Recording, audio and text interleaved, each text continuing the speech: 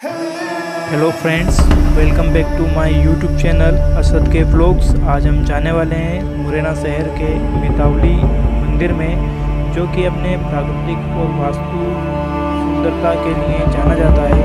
मुरैना में ये एक बहुत ही मनोरम स्थल है जिसको हम आज देखने जा रहे हैं। तो तैयार रहिए मेरे साथ, मैं जा रहा हूँ। मितावली मेरे घर से लगभग 40 किलोमीटर की दूरी पर है, जिसके लिए मैंने अपनी बाइक को उठाया और सभी तरह के दृश्यों का आनंद लेते हुए मितावली की ओर बढ़ रहा हूँ। और चाहता हूँ कि आप भी मेरे साथ चलें और रास्ते में मिलने वाले प्रत्येक प्राकृतिक दृश्य को देखते चलें, उनका आनंद लेते हुए चलें। इसी तरह के व्लॉग्स को देखने के लिए मेरे चैनल को ज़रूर सब्सक्राइब करें।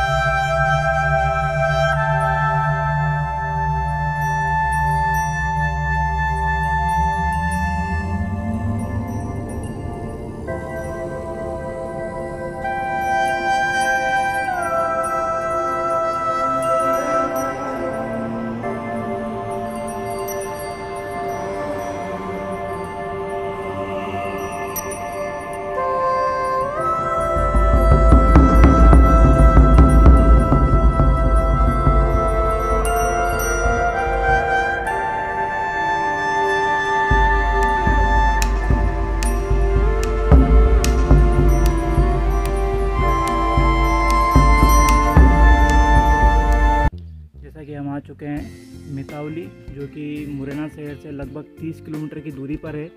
और यदि ग्वालियर से आएंगे तो ये लगता है आपको 40 किलोमीटर दूर। इसको आने के लिए या तो आप रेलवे स्टेशन मुरैना से उतर सकते हैं, जहां से आपको बस सर्विस मिल जाएगी। बस के थ्रू 30 किलोमीटर का सफ़र है, या फिर ग्वालियर से आप कोई भी कैब वगैरह बुक कर यहाँ पर आ सकते हैं। तो जैसा कि हम चल रहे हैं, ये मितावली का एंट्रेंस गेट है और थोड़ा बंद है।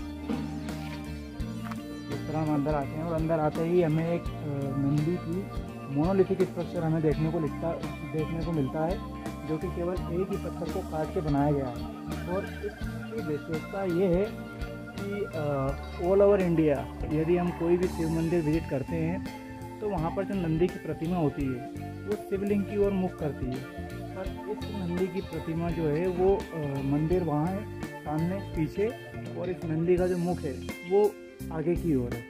जैसा कि हम देख सकते हैं, ये एक मोनोलिथिक स्ट्रक्चर है, केवल एक ही पत्थर को काटकर इसको बनाया गया है। ये मितावली मंदिर कच्छप घाट वंश के राजा देवपाल द्वारा बनाया गया था, जो कि लगभग 13वीं सदी में 1339 के आसपास बनाया गया था। तो लगभग 1000 साल हो चुका है इस मंदिर को बने हुए, और ये मंदिर 1000 साल से यहीं पर ही खड़ा है। तो कुछ भाग इसके खंडित कर दिए गए हैं, जैसे कि आप देख सकते हैं इसका जो मुख है वो खंडित है, इसके जो कान है वो खंडित है। और सबसे विशेषता ये है इसकी, इसको मैं दोबारा दोहराना चाहूँगा कि इस नंदी का जो मुख है वो शिवलिंग की तरफ ना होते हुए मंदिर में पहुँचने से पहले एक लगभग 100 फीट की पहाड़ी को हमें चढ़ना होता है, जिसके लिए लगभग 100 सीढ़ियाँ यहाँ पर दी गई हैं। इन सीढ़ियों पर चढ़ने पर आपकी जो फिज़िकल एंड्योरेंस है, आपकी जो शारीरिक ताकत है, उसका भी परीक्षण हो जाता है। यहाँ पर 100 सीढ़ियाँ और लगभग हर एक सीढ़ी की जो हाइट है वो 1 फीट के आसपास है। तो टोटल पहाड़ी की जो हाइट हो जाती है वो 100 फीट हो जाती है। इस 100 फीट की चढ़ाई हर कोई एक बार में तो पूरी नहीं कर सकता, तो उनको आराम करने के लिए प्रशासन द्वारा यहाँ पर कुछ सीट बना दी गई हैं, जहाँ पर आप बैठकर आराम कर सकते हैं। अब हम भी पहाड़ी की ओर जा रहे हैं अपनी फ़िज़िकल एंड्योरेंस चेक करने के लिए। हालांकि हम रोज़ 5 किलोमीटर घूमने वाले बंदे हैं, तो हमें ये 100 फीट की पहाड़ी से कोई फ़र्क नहीं पड़ता। बाकी यदि आप आएँ तो अपने साथ ग्लूकोज़ की एक बोतल ज़रूर लेकर। थोड़ा बहुत तो हम चढ़ चुके हैं, आप देख सकते हैं मेरे पीछे बहुत ही विशाल चट्टानें हैं। इन विशाल चट्टानों को काट कर यहाँ पर सीढ़ियों का निर्माण किया गया है। काफ़ी मेहनत की होगी उस समय। महाराजा देवपाल द्वारा बनवाया गया ये मंदिर अपने आप में बहुत कुछ शब्दों को बयां करता है। बहुत ही बड़ी बड़ी चट्टानें हैं और बहुत ही मनोरम दृश्य यहाँ से देखने को मिलता है हमको। बहुत ही सुंदर, चारों ओर हरियाली और धान के खेत देखने को मिलते हैं। हवा भी काफ़ी अच्छी चलती है यहाँ पर, आप देख सकते हैं। कुछ सीढ़ियाँ हम चढ़ चुके हैं, लगभग आधी पहाड़ी पर अभी हम आ चुके हैं। काफ़ी मनोरम और गुड फील हो रहा है, देख सकते हैं आप।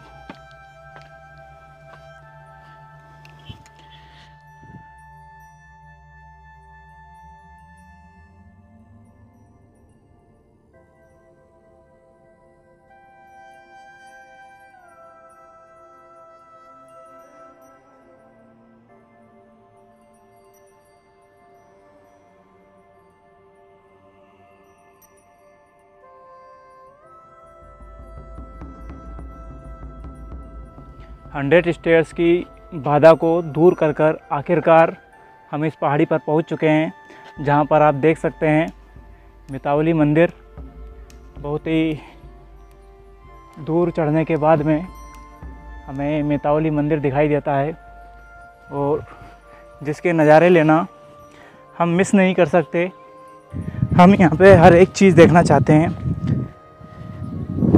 ये एक पॉइंट है जहाँ पर बैठकर आप इन ताज़ी हवाओं का आनंद ले सकते हैं, इन सुगंधित हवाओं का जिनमें धान की खुशबू घुली हुई है।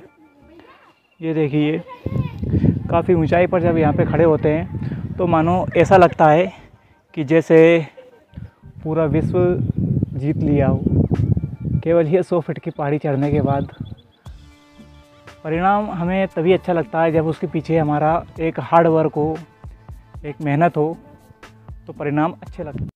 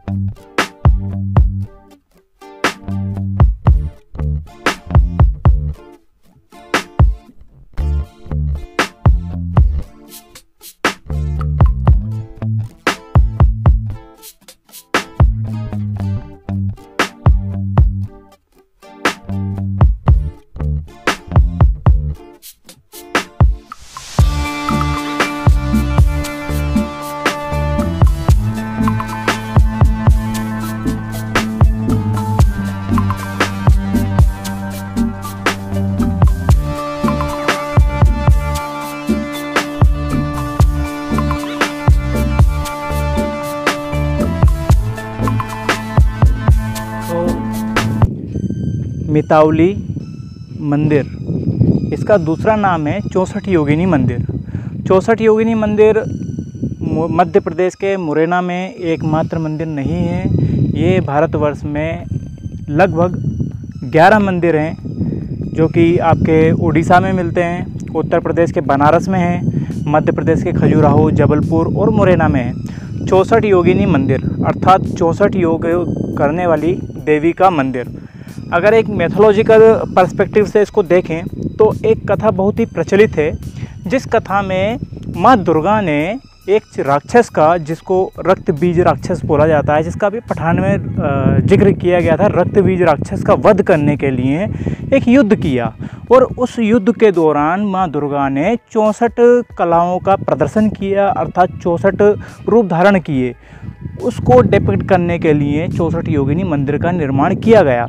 पर एक अलग दृष्टि से इसको देखें, एक अलग पर्सपेक्टिव से इसको देखें तो 64 योगिनी मंदिर अर्थात 64 योग में दक्ष महिलाएं, जैसा कि हमने एनिशिएंट इंडिया की स्टडी अगर हम करें तो हम पाएंगे it was an egalitarian society where women and man have equal rights. Women को भी पुराण, वेद ये सब पढ़ने का अधिकार था। और कई महिलाएं अपने क्षेत्र में बहुत आगे गईं, जैसे पुराणों में हमें नाम देखने को मिलता है घोषा, सिक्ता, अपाला, ये बहुत ही विदुषी महिलाएं रही हैं। इसी तरह ये 64 योगिनी मंदिर में जो देवियां हैं, जैसे रणधीरा वो महिला रही होगी जो युद्ध क्षेत्र में उसने एक बहुत ही अच्छा कार्य किया होगा। महालक्ष्मी, जिसने व्यापार के क्षेत्र में बहुत ही उपलब्धियां हासिल की होंगी, तो जैसे कि वेद रूपा, जिसने मेडिकल फील्ड में बहुत अच्छा किया होगा। जैसे कि सरस्वती, जिनने शिक्षा और गायन के क्षेत्र में बहुत अच्छा किया होगा। तो ये वो महिलाएं रही होंगी एनिशिएंट सोसाइटी में, जिन्होंने अपने क्षेत्र में बहुत अच्छा किया। और उन्हीं को डिपिक्ट करने के लिए इस तरह के 64 योगिनी मंदिरों का निर्माण किया गया, महिलाओं को प्रोत्साहित करने के लिए, कि ताकि वो आगे आएँ और अपने आप को सिद्ध करें। अब इसका तीसरा पर्सपेक्टिव हम लेके चलते हैं। उसमें ही बताया जाता है कि जो 64 योगिनी मंदिर मुरैना, मितावली मंदिर मुरैना है, वो त्रिवेणी का एक अंग है। त्रिवेणी अर्थात त्रिमूर्ति अर्थात मितावली, पड़ावली और बटेश्वर। ये अपने समय में तंत्र मंत्र साधना के केंद्र हुआ करते थे। जैसे कि हिंदू धर्म में पूजा की कई विधियाँ प्रचलित हैं, उनमें से एक विधि है वाम पद्धति, जिस पद्धति को हम तंत्र मंत्र साधना विधि के नाम से भी जाने जाते हैं, उस तंत्र मंत्र साधना के नाम से भी जानते हैं। उसका एक प्रमुख केंद्र हुआ करता था ये त्रिमूर्ति, जहाँ पर इसको यूनिवर्सिटी की भी संज्ञा दी जाती है। यूनिवर्सिटी की संज्ञा अर्थात यहाँ पर भारतवर्ष के जितने भी लोग थे जो पुरोहित बनना चाहते थे, पुरोहित इन द सेंस जैसे आज के समय में हमारे उसमें जो कैबिनेट मंत्री होते हैं, उस समय प्राचीन समय में और मध्यकाल भारत में जो हिंदू राजा हुआ करते थे, उनके यहाँ पर एक पुरोहित हुआ करता था, जो कि राजा को धर्म दान दक्षिणा के संदर्भ में सहायता किया करता था। तो इस तरह के जितने भी लोग भारत में हुआ करते थे, जो पुरोहित बनने की इच्छा रखते थे, वो अपनी शिक्षा को ग्रहण करने के लिए इस त्रिमूर्ति में प्रवेश किया करते थे।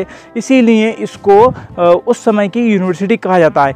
आज भी कई तंत्र मंत्र साधना से जुड़े व्यक्ति, जिन्हें हम तांत्रिक के नाम से जानते हैं, वो यहाँ पे तंत्र साधना करते हुए देखे जाते हैं। यहाँ तक कि लोकल लोगों के मानना है, उनसे हमने सुना है कि कई विदेशी तांत्रिक भी यहाँ पर देखे गए हैं। तो तंत्र मंत्र साधना मैं समझता हूँ कि तंत्र मंत्र जैसी तो कोई चीज़ नहीं होती, बट जब प्राचीन भारत में इस विधि का निर्माण किया गया होगा तो ये एक साइंस रही होगी। जैसे 64 योगिनी, 64 योग अर्थात हमारे जीवन में कई प्रकार की विधियाँ होती हैं, जैसे जीवन विधि, जीवन शैली विधि होती है, विज्ञान होता है, और भी कई प्रकार की विधियाँ होती हैं जिनको तंत्र साधना कहा गया। तो उसी के आधार पर इस मंदिर का निर्माण किया गया। एक तथ्य ये भी प्रचलित है कि जो संसद भवन के जो वास्तुकार थे एडवर्ड लुटियंस, उन्होंने संसद भवन की रूपरेखा तैयार करने से पहले मितावली को विजिट किया और यहाँ से देखकर इससे इंस्पिरेशन ली, जिसके आधार पर संसद भवन का निर्माण हुआ। हालांकि अभी new central Vista project is being in processed, but जो पुराना वाला रहा हो जाएगा, जो पुराना वाला उसकी जो रूपरेखा ली गई है वो मितावली मंदिर से ली गई है। इसी पर यूपीएससी ने 2020 का जो उसका प्री का एग्ज़ाम हुआ था, उसमें क्वेश्चन भी पूछ चुका है मितावली के ऊपर कि एक शिव मंदिर है या विष्णु मंदिर है। संसद भवन की रूपरेखा यहाँ से ली गई है, निम्नलिखित तथ्यों में सत्य असत्य बताइए, इस तरह से। तो ये फैक्ट प्रूव्ड हो जाता है क्योंकि यूपीएससी ने इस पर क्वेश्चन पूछ लिया है और यूपीएससी अपने आप में एक तथ्य को साबित करने वाला मैं एग्ज़ाम समझता हूँ, जहाँ पे जो भी चीज़ आती है वो रियलिटी के आधार पे आती है। तो इस तरह से 4 से 5 तथ्य इसके बारे में प्रचलित है। लोकल्स का मानना ये है कि यहाँ पे रात को नहीं आना चाहिए और वो अनुमति भी नहीं देते यहाँ पर रात को आने के लिए, क्योंकि उनका मानना है कि यहाँ पे भूत पिशाच वगैरह अपना डेरा डाल लेते हैं रात को, और जो भी आए वो अपनी जान के रिस्क खुद लेकर आए। तो रात को वैसे लोकल तो परमिशन देते नहीं है। आपसे भी मैं चाहूँगा आप भी रात को यहाँ पर ना आए। मैं आपको सजेशन देना चाहूँगा कि आपको यदि मितावली घूमना है तो आप मुरैना रेलवे स्टेशन पर उतरिए, वहाँ से कोई भी कैब वगैरह बुक कीजिए या फिर ग्वालियर हवाई अड्डे पर उतरिए, वहाँ से कैब बुक कीजिए, यहाँ पर आइए। और मौसम में आपको बता दूँ, यहाँ पर केवल आप विंटर और रेनी सीजन में आइए, क्योंकि समर सीजन में यहाँ पर टेम्परेचर पहुँच जाता है 50, कितना 50, क्योंकि ये एक सेमी एरिड एरिया है और राजस्थान से इसकी सीमा मिलती है। मुरैना का टेम्परेचर अपने आप में बहुत हाई रहता है। तो आप यहाँ पे विंटर में आइए, रेनी सीजन में आइए, आपको एक बहुत ही सुंदर दृश्य देखने को मिलेगा। चारों ओर यहाँ पे हरियाली होती है। ये आप मेरे पीछे देख सकते हैं, यहाँ पर धान के खेत होते हैं। जब यहाँ से हवा चलती है तो जो धान है यहाँ पर वो बासमती धान उगाया जाता है, जिसकी खुशबू के कारण वो वर्ल्ड फेमस है। उसके जीआई टैग भी मिल चुका है। इसमें पाकिस्तान और हिंदुस्तान में काफ़ी झगड़ा भी रहा है जीआई टैग के लिए। पाकिस्तान बोलता है कि हमको जीआई टैग दिया जाए और हिंदुस्तान बोलता है कि हमको जीआई टैग दिया जाए। तो वही बासमती राइस यहाँ खेतों में उगता है। जब हवा चलती है तो वो हवा टकराती हुई सीधी यहाँ पर आती है, जो एक ऐसी सुगंध हमें देती है जो शायद आर्टिफिशियल तरीके से तो उसको तैयार नहीं किया जा सकता। तो इस नेचुरल स्मेल को भी आप यहाँ पर आकर फील कर सकते हैं। आप यहाँ ज़रूर आइए और हमारे चैनल को सब्सक्राइब कीजिए।